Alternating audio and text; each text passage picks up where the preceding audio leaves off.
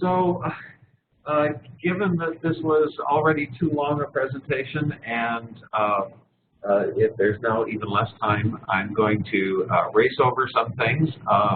The idea of it being too long was that there would be some resources in the slides that people could look at, and so I will skip over things pretty aggressively in order to get in. So we're going to cover basic concepts of networking that are relevant. We're going to talk about the internet architecture and protocols, and talk a little bit about how networks are used in utilities today without getting very much into the future. Next slide, please. So Anurag has already alluded to roles of data communication, computation, power grids, SCADA systems, control centers, protection systems, situational awareness between different regions through the inter-control center protocol, and the idea of smart grids that's emerging. Next slide, please. So in order to understand how communications support these things, we sort of have to understand some of the basic performance metrics. Again, Anurag has led into this nicely by talking about the different control applications with different needs. I sound very far away, it says.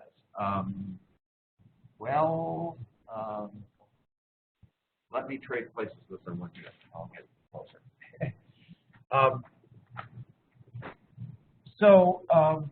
Alluded to different needs of different applications, and if we dive down one level, we see that those needs vary in several dimensions, including bandwidth, which we talk about in bits per second, propagation time, which is the speed with which signals propagate over distance.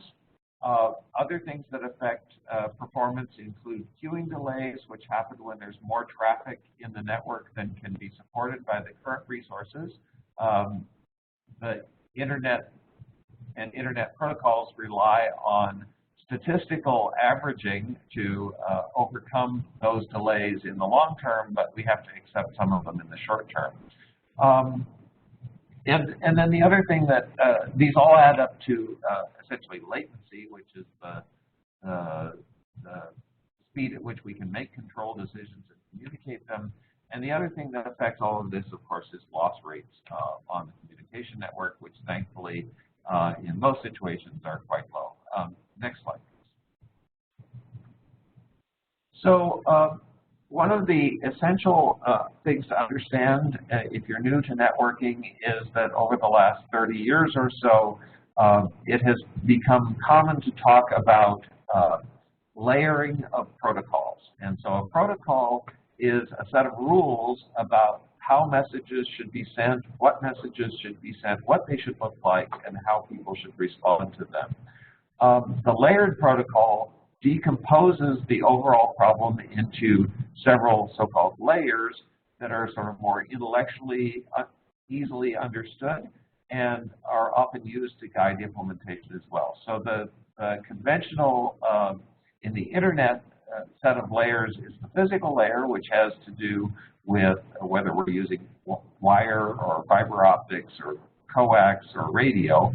A link layer, which has to do with direct communication from one so-called host to another. A host, just think of it as a computer on the network. A network layer, which has to do with delivering messages from hosts anywhere in the network to anywhere else in the network. A transport layer, which has to do with allowing applications within hosts to be addressed and meeting some of their additional needs that are not provided by the network layer. The way this is implemented is that each protocol layer adds what are called message headers to messages from the layer above, and the process is called encapsulation of messages. Next slide, please. So here's an example of how that encapsulation looks. The original message M has been passed down through the different layers and has now arrived at the destination, and we see how at the network layer it had 3 additional headers on it that have been stripped off as the message goes up through the stack, the protocol stack as it's called. Ultimately, resulting in the original message being delivered to the destination. Next slide. Oh, it's interactive, so just click through it until it does what it's going to do. All right, there we go. Oops. Can we go back one? No? All right, go forward. All right, so in the power grid, historical protocols have typically been customized and proprietary to the vendors that sold them. The SCADA protocols like the MP3, there's a lot of use of point-to-point communications, which is all essentially what we would call in the networking world the link layer. As the 2000s started, the internet technologies were becoming ubiquitous and cheap, and therefore there was a lot of pressure and incentive to adopt those technologies to enhance the communications of the power grid. Let's go on to the next slide. So there's a bit of terminology that all have the word internet in them, and I want to clarify this for the newcomers. Internet with a little I is a network of networks, and that's a concept. The internet protocols with a capital I are a particular set of protocols like TCP and UDP. We'll talk a bit about those in a second. And even IP, just to be confusing, the internet protocol, which all make up this particular set of protocols for networking. The internet is, with a capital T and a capital I, is the worldwide network that we all know and love from using the web and email and so forth. But there's nothing that prevents us from creating private internets, which are internets that typically use internet protocols but are not, or at least not intended to be, connected to the capital T, capital I internet. One way of having private internets is to have what are called virtual private networks that actually make use of the capital T, I internet using encryption to serve as a link layer within the virtual private networks. Okay, next slide. So the internet as a thing is a bunch of hosts, of course, our own computers and laptops, these days telephones, the links and routers, the radio equipment, and so forth.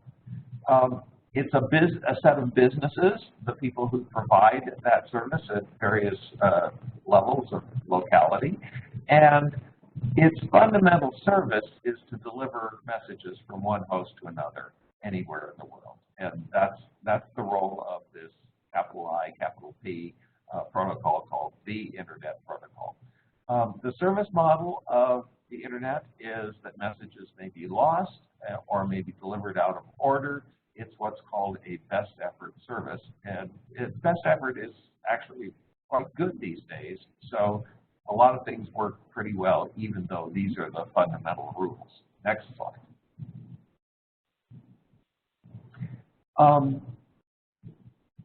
Addresses in the Internet Protocol are 32 bits, which means that there can be at most about 4 billion of them, which you'll recognize is smaller than the population of the Earth. And if all 6 billion of us have personal computers and phones, that's not going to work. We have some ways to get around that, one of which is the so-called IP version 6 that has a whole lot more addresses. One of the important things to realize about the Internet is that it abstracts from the link layer. So the joy of the Internet is that you can use Ethernet, wireless, serial, optical, or pretty much anything else you can think of, and ultimately integrate it into this worldwide connected network. Next slide. I'm going to skip this slide. Let's go on. So we're currently using IP version 4. IP version 6 has been in the works for almost 20 years now.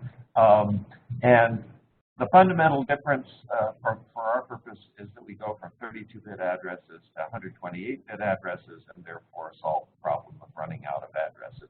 Unfortunately, it's very hard to switch the whole Internet from one version to another. There's no way to do it all once, and even doing it in a staged way has proven very problematic, as seen by the fact that we've been trying to do it for 20 years. Next slide.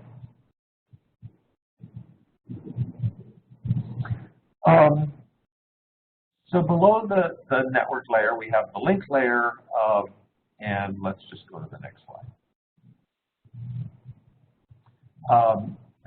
It really started out in a big way with the invention of the Ethernet in the late 1970s. Xerox, DEC, and Intel turned this into some networking standards, not the internet, but their own. There are a lot of other technologies, even for wired link layers, like token rings and sonnet rings, which are fiber optics, are heavily used in the power grid.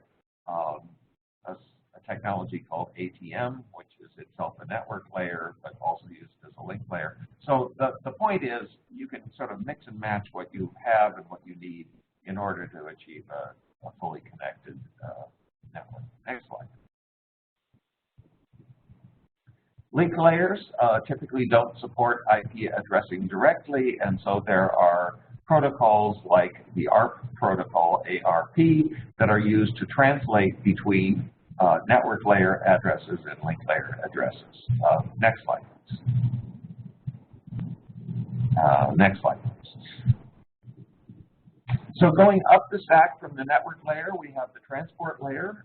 Remember, the IP layer delivers packets from one host to another host, but we really want to move data between programs, not hosts, so that's what transport layer protocols do.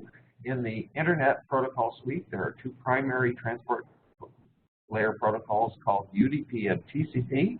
UDP is essentially a thin shim over IP itself and continues to just provide best effort service, while TCP provides a reliable delivery service at the transport layer. Next slide.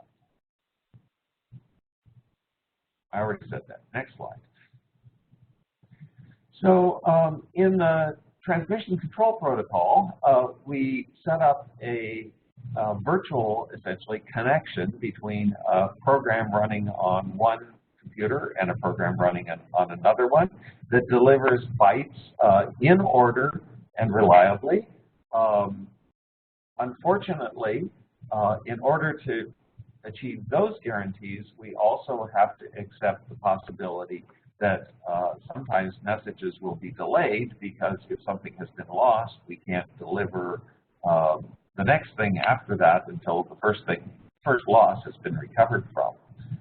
Other things in TCP include facilities to avoid having the sender run faster than the receiver can keep up, and also run faster than the network can keep up. But the cost of all of this is that it takes some time to set up a connection between the applications, and we also have to suffer delays when recovering from lost packets. So, next slide.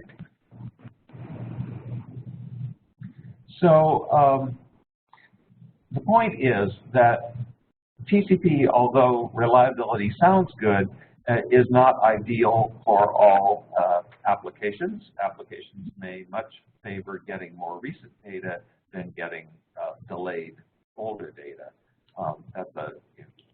That's an important one. And another one is that UDP also lets us send messages by multicast to many recipients at once, where the network itself takes care of any duplication of those messages in order to deliver to multiple destinations. Next slide, please. Another important protocol that's not part of the stack, it really is considered part of the application protocol layer, is the domain name service. It's the thing that lets us translate between human sensible names and numbers, those 4-byte numbers referred by IPv4. Also, it supports indirection, aliases, but DNS is itself a potential point of vulnerability if we start to think about resiliency and cybersecurity, which I didn't have time to include in this talk mostly. Next slide. So in utilities, networks are used locally within substations. They're used to connect substations into wide area networks and connect substations to control centers.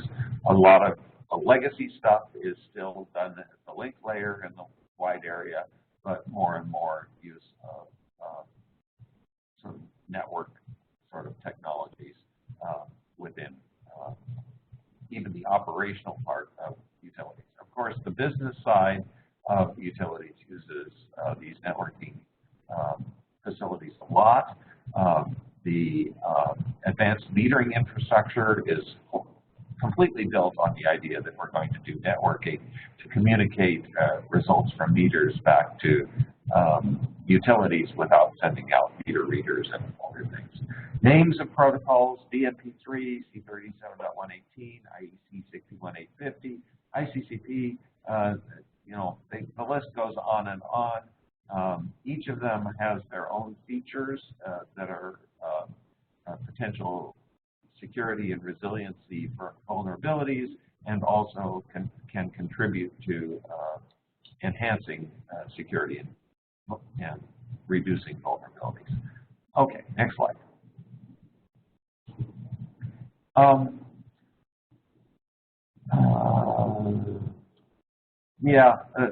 Let's go on. So this figure from NIST a little over 5 years ago now sort of suggests where we're going in terms of how networks are going to be used in the power industry. I'm sure for the oil and gas industry there are similar pictures, probably not as sort of thoroughly developed at this point, and I think the timescales in the oil and gas industry outside of at least refineries tend to be much slower than in the electric industry, but it's not a field I know too much about yet. Next slide. So in order to enhance the security of network systems, there are some security technologies that you'll need to become familiar with if you're going to work in this area, including terms like firewalls, demilitarized zone networks, intrusion detection systems, intrusion prevention systems, and so on and so forth. I'm not going to go into that in any detail, just recognize that that's part of the vocabulary as new CREDC folks that will be appropriate for you to be tuned into. Next slide, please. So one of the things that we're seeing is that increasingly the commodity hardware programming languages and operating systems are taking over control centers, substations, embedded systems. This comes along with interesting security trade-offs. The previously used proprietary devices had vulnerabilities, certainly, but given their limited dissemination, those vulnerabilities were often not widely known. People have relied on that. Again, the age of the internet and the ability of people to communicate about such things has, to a great extent, eliminated that advantage these days. On the other hand, the internet protocols and those commodity operating systems and languages are aggressively investigated by both good guys and bad guys, and if any vulnerability is found, it becomes known very quickly, and so there has to be, if we're going to have a resilient system, ways to respond, to monitor and respond to those emerging situations. Next slide, please. So a word about real-time systems. Real-time means bounded latency. It doesn't necessarily mean really fast. Hard real-time systems are systems where missing a deadline is considered a system failure. And essentially, in a system failure state, then you are appealing to a higher level of control to remedy the failure. Soft real-time systems tolerate missed deadlines, but overall system performance degrades rather than completely breaking. Certainly soft real-time systems can completely break if too many deadlines are missed. Okay, next slide. Oh, no, let's go back one. I just want to say one thing about the last bullet. As we said, the internet provides no guarantees about latencies, but often really fast makes up for not very predictable. Okay, next slide. I'm almost done. So the layered model is important to understand, both for understanding how it works and if you get an implementation. Different applications require different services. Yes, the internet protocols and the internet provide a variety of services within a single framework, which is important. Link layers don't matter. And the basic protocols were designed without security in mind, so the world is largely recovering from that. Okay, next slide. We're done. Yes, good. I talked really fast.